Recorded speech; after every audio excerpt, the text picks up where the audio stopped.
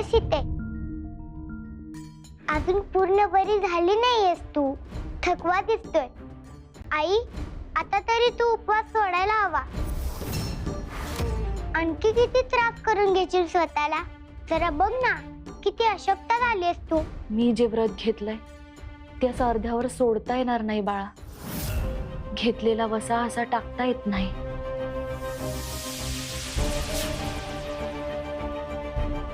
बाबा, तुम्ही तरी काहीतरी सांगा हो आईला.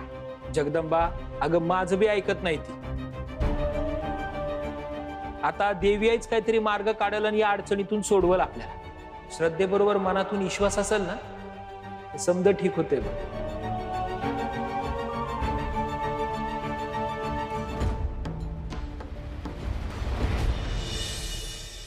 तुळजाई, तू स्वतः ऐकलंस ना सगळं? माझी आई कसं वागते, कसं बोलते, लक्षात आलंय ना तुझ्या? मला तिची काळजी वाटते ग. या सगळ्या संकटामुळे आई घाबरून गेली. 3.5 शक्तिपीठांचं दर्शन घ्यायची इच्छा आहे तिला. त्यासाठीच तिने हा उपवास धरलाय तुळजाई. आम्ही बघितलं सगळं. पण उपवास नक्की कशासाठी करतात तुळजाई? मला सांग ना. अगं, उपवास म्हणजे एक प्रकारचं युद्ध असतं. युद्ध? हो, तू जसं वेगवेगळ्या रिपूंशी युद्ध केलं, त्यांच्यावर मात केली, तसाच हाही एक युद्धाचाच प्रकार आहे. हे आहे आंतरिक युद्ध. आपण स्वतःच्या शरीरातल्या रिपूंशी केलेलं. तुळजाई, मला नीटसं कळलं नाही ग. अगं, या युद्धात माणूस स्वतःच्या अन्नावर नियंत्रण करून स्वतःच्या आत दडलेल्या अनेक रिपूंना नियंत्रणात आणण्याचा प्रयत्न करत असतो. आहार नियंत्रित करून आपण आपलं मन आणि मेंदू ह्या दडलेल्या तामसिक गुणांवर नियंत्रण आणू शकतो. उपवास केल्याने मन आणि शरीर ताजतवानं होतं, त्याला आराम मिळतो. आपण जे खातो ते पचवण्यासाठी आपल्या शरीराला सतत काम करावं लागतं की नाही? हो, भरपूर खाल्लं की भरपूर काम. म्हणूनच शरीराला आराम देण्यासाठी हे उपवास असतात. आपल्या शरीराची आणि आपल्या तब्येतीची काळजी आपणच घ्यायला पाहिजे की नाही? मला सध्या फक्त आईची काळजी वाटते ग तुळजाई. ती खूप आजारी आहे. कामिनी इथे असताना तिला खूपच त्रास झाला आणि ह्या उपासात तर ती एकदा बेशुद्ध पडली होती. पण कुणीतरी येऊन तिला बरं केलं. कोणीतरी? म्हणजे कोणी? तू इथे नसताना तूच कुणाला तरी माझ्या मदतीसाठी पाठवलं होतंस ना. त्या कोण होत्या? त्यांना मी पाहू शकले नाही, ओळखूही शकले नाही, पण त्यांच्यात तुझ्यासारखी माया होती. त्यांनी आईला मदत केली, मला जात्यावर धान्य देण्यासाठी मदत केली.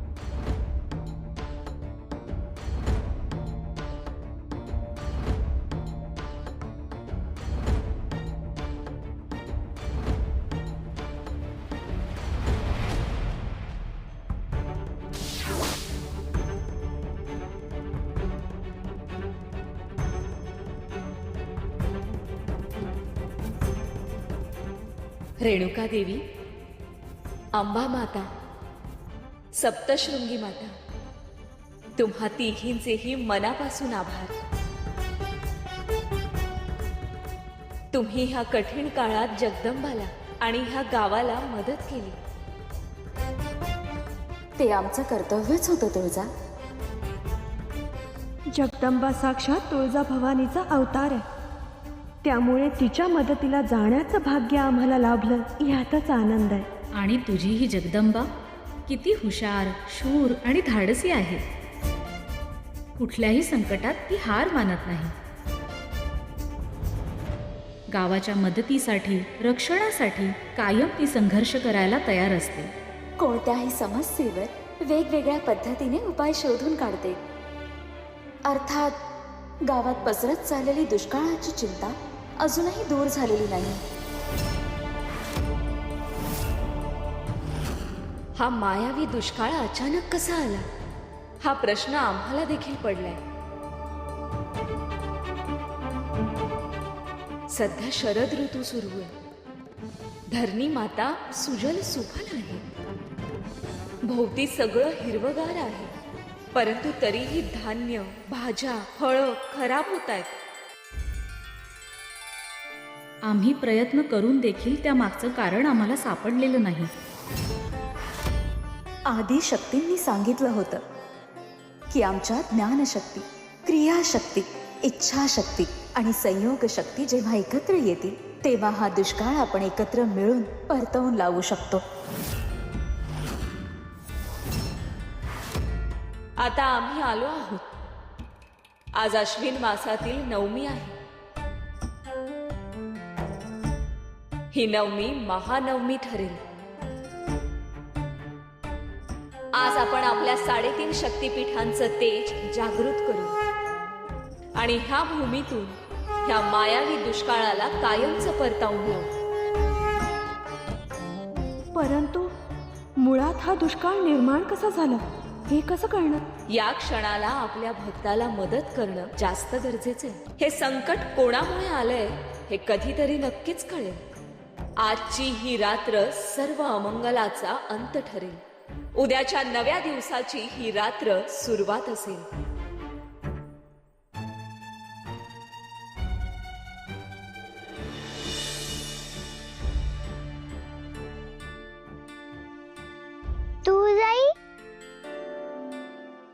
तू जाई कुठे आहेस तू?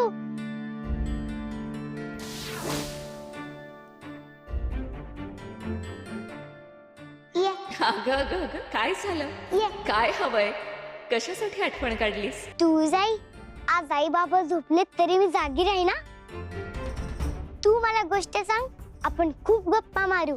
तू दमत नाही का ग? रात्र झाली तरी तुला झोप येत नाही? झोप येते, पण तू परत आलेस ना, त्यामुळे मला झोपावंसच वाटत नाही. बाळा, आजची रात्र आम्हाला तुझ्या बरोबर नाही थांबता येणार. आत्ताच तर आलीस ना, आता परत कुठे चाललीस? आम्ही कुठेही दूर जात नाहीये, फक्त आजची रात्र. पण आज रात्री काय आहे? आजची रात्र ही महारात्र आहे. हा दुष्काळ घालवण्यासाठी आम्हाला त्यांच्या बरोबर एक खूप मोठं काम करायचंय. कोणाबरोबर? त्यात ज्यांनी आम्ही इथे नसताना तुला मदत केली. आमच्या बहिणी, आमच्या सख्या, अंबाबाई, रेणुका आणि सप्तशृंगी.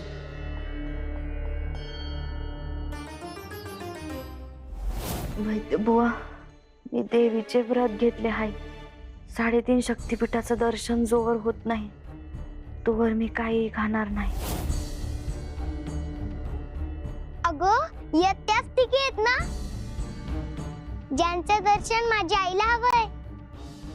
त्या इथे होत्या, त्यांनी माझ्या आईला बरं केलं. त्यांच्याच मदतीने आज आम्हाला सर्व अनिष्ट नष्ट करायची आहेत. ही खूप पवित्र रात्र ठरणार आहे. पुढील सर्व पिढ्या तू सुरू केलेला हा नवरात्रीचा जागर साजरा करतील जगदंबा. ही महानवमी शक्तीचा परमोच्च बिंदू ठरेल आणि त्यासाठी आम्हाला आजची रात्र जावं लागणार. बर, ठीक आहे, पण मला वचन दे.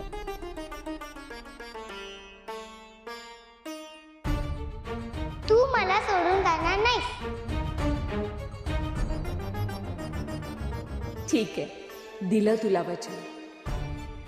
आम्ही तुला सोडून जाणार नाही.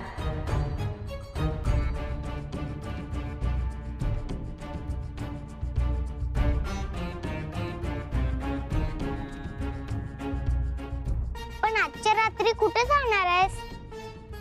जिथे आमचं स्थान आहे, जिथे आमचं शक्तिपीठ आहे, तिथे चिंचपुरात.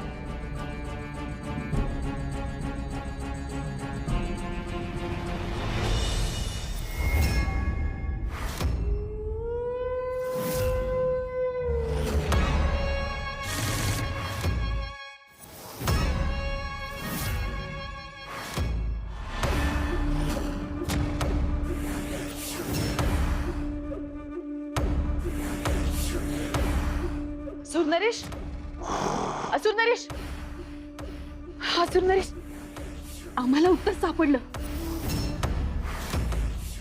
उत्तर सापडलं? सम्राज्ञी, काय शोधलं तुम्ही? ज्ञानाचा दिवा अदृश्य झाला. तेज तरीही असेल थोडे. ज्ञानाचा दिवा म्हणजे दैत्यगुरु शुक्राचार्य जर असतील तर ते तेज म्हणजे त्यांचं ज्ञान, आणि त्यांचं ज्ञान हे त्यांच्या कुटीमध्येच असेल ना. सम्राज्ञी, हे सगळं मलाही ज्ञात आहे, पण याचा अर्थ कसा लावायचा आपण? आता पुढची ओळ. असुर नरेश एकावर एक रचलेलं गुपित म्हणजे त्यांच्या कुटीमध्ये असलेले एकावर एक रचलेले त्यांचे ग्रंथ, आणि त्यामधलं सर्व ज्ञान जे आपल्याला कोड्याच्या उत्तरापर्यंत नेऊ शकतं. असुर नरेश, हे सगळं त्यांच्याच कुटीमध्ये असणार. सम्राज्ञी, सम्राज्ञी, हा चमत्कार करून दाखवलात आपण. चमत्कार.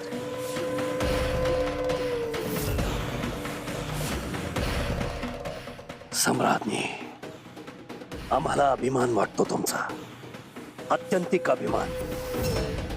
सम्राज्ञी, आम्हाला या संकटातून आपण मार्ग दाखवलात.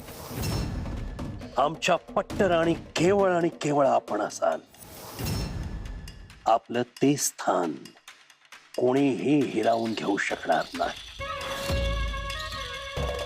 सम्राज्ञी, आपण आता त्या कुटीत जाऊन या कोड्याचं उत्तर शोधूया. ते गुपित आता आपल्याला कळायलाच हवं. हो. तुळजा, आता तुझी सुटका नाही.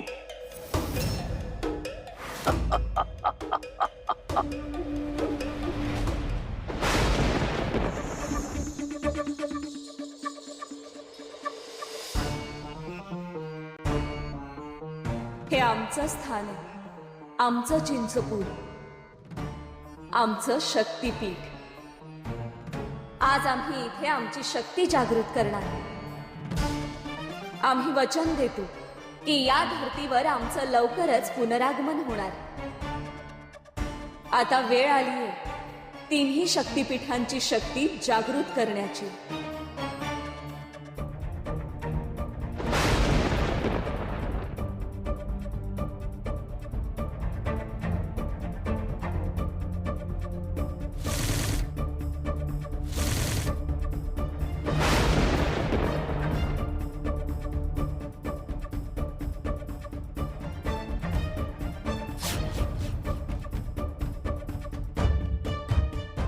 मी करवी नगरीतील माझ्या स्थानी.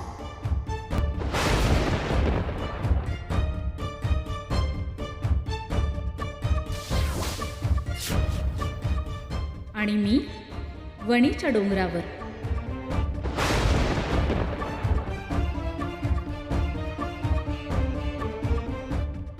मी माहूर गडावर.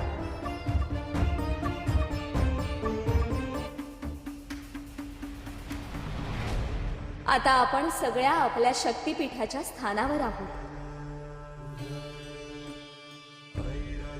आता वेळ आली आहे की शक्तिपीठ जागृत करून हा मायावी दुष्काळ कायमचा संपवण्याची.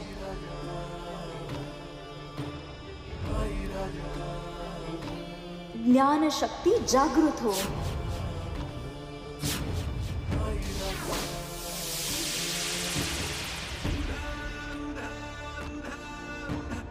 क्रियाशक्ती जागृत हो.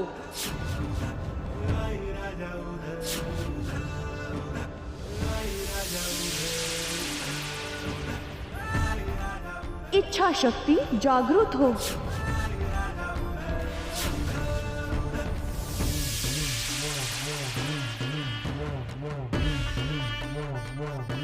संयोगी शक्ती जागृत हो.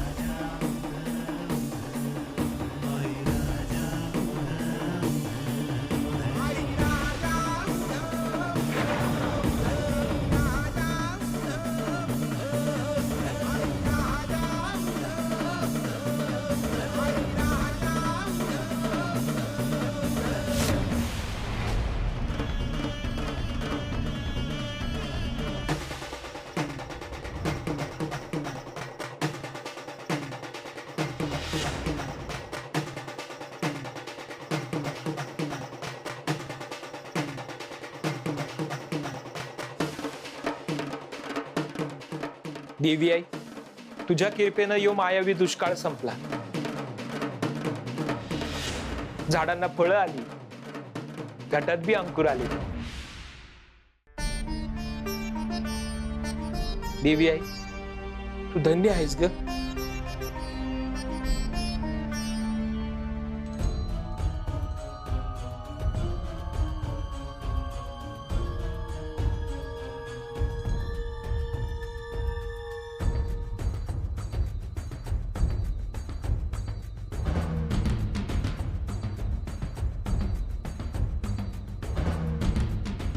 बाबा, घटात जी माती आहे त्यात आपण बीज मिसळलं होतं.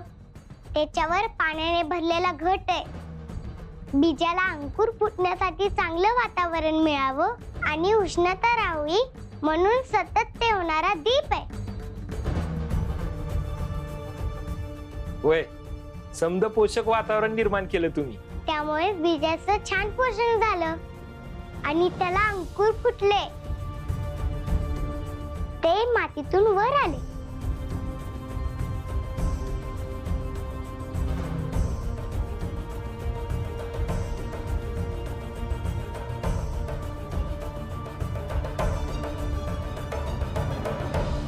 या वर्षी ज्वारी आणि हरभरा हे पीक लावलं तर ते छान उगवू देईल.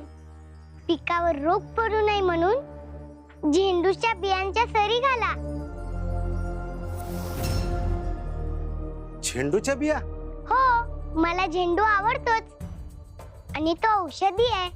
शेती निरोगी ठेवणार आहे. जगदंबा, ही लईच भारी युक्ती लढवलीस बर का. दुष्काळाचं संकट तर गेलंच, पण काय पेरायचं, काय उगवून येईल ते बी समजलं. आता पुन्हा दुष्काळ पडला नाही तर दरवर्षी प्रत्येकाने असे घट बसवा. घराघरात दिव्याचा जागर करा. आई राजा,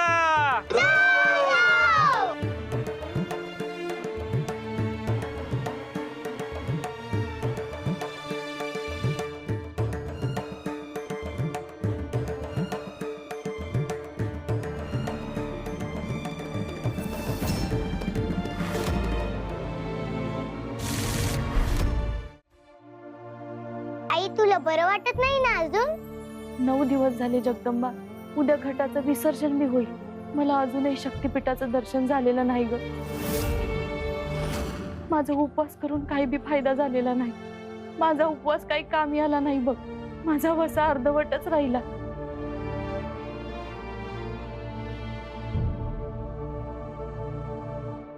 गंगाई, अगं किती जीवाला त्रास करून घेशील. चल बरं घरला, चल.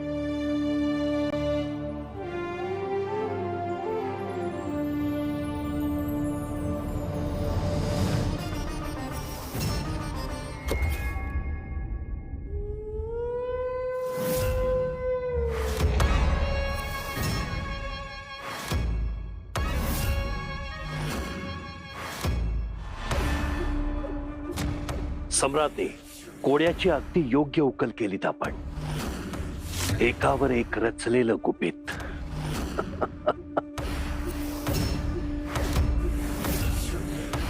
पहा, दैत्य गुरूंच्या कुटीत एकावर एक रचलेले हे किती ग्रंथ आहेत.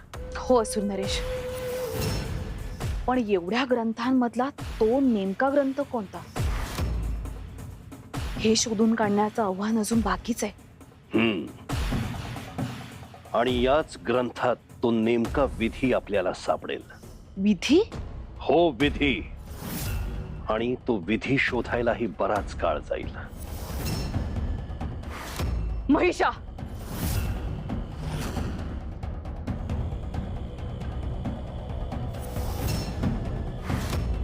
अजूनही तू या कोड्याचा ध्यास सोडला नाहीयेस आणि त्यासाठी तू दैत्यगुरु शुक्राचार्यांच्या या कुटीमध्ये आलास आणि शुंभा तू याच्या बरोबर आलीस. दैत्यमाता, आम्ही त्या कोड्याच्या अंतिम टप्प्यापर्यंत पोहोचलो आहोत आणि आम्हाला नक्की खात्री आहे त्या कोड्याचं उत्तर याच ग्रंथामध्ये सापडेल. आणि तिथी माता, त्या ग्रंथांमध्ये लपलेला तो विधी जर आम्ही केला तर तुळजा आम्हाला आपसूक शरण येईल. मूर्खपणा केलात तुम्ही इथं कोडं सोडवत बसलाय आणि तिकडे ती तुळजा. तुळजा? तुळजाचं काय? तुळजा काल चिंचपुरात आली होती.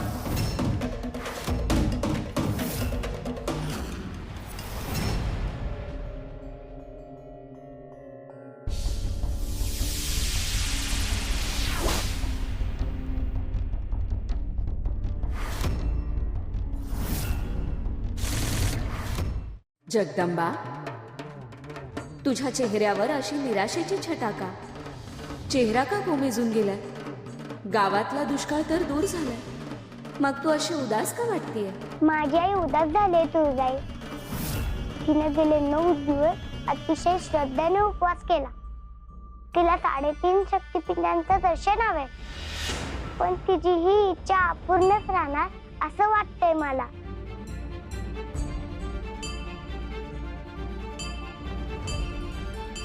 बाळा, जो श्रद्धेने भक्ती करतो त्याचं फळ त्या व्यक्तीला नक्की प्राप्त होतं. गंगाईने हा नवा पायंडा पाडलाय. मला कळलं नाही. अगं बाळा, जी व्यक्ती नवरात्रीचे 9 दिवस देवीच्या कुठल्याही रूपाची मनोभावे सेवा करेल, भक्ती करेल, त्याच्या मनोकामना योग्य वेळी नक्की पूर्ण होतील. त्याच्या भक्तीचं फळ त्याला नक्की प्राप्त होईल. म्हणजे माझ्या आईला शक्तिपीठाचं दर्शन घ्यायला जाता येईल? ह्या परिस्थितीत तरी ते शक्य नाही. पण मग तू म्हणालीस ना तिला भक्तीचं फळ मिळेल म्हणून. हो, भक्ताच्या भक्तीचं फळ देण्यासाठी देव सुद्धा वेगवेगळे मार्ग काढत असतो. तुझ्या आईच्या मनातल्या इच्छा पूर्ण व्हाव्या असं तुला वाटतं ना? खूप वाटतंय, अगदी मनापासून वाटतंय. आम्ही त्या पूर्ण करू.